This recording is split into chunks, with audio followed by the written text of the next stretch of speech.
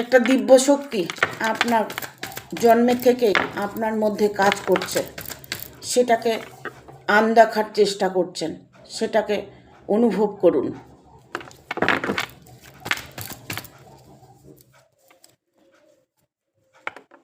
আপনার জীবনে কষ্ট দেওয়ার একমাত্র আপনার মনের মানুষ।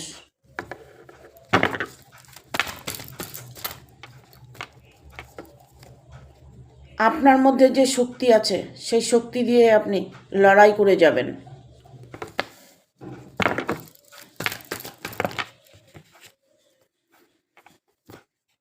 প্রকৃতি আপনাকে সাথ দেবে, তাই আপনি সফলতা পাবেন।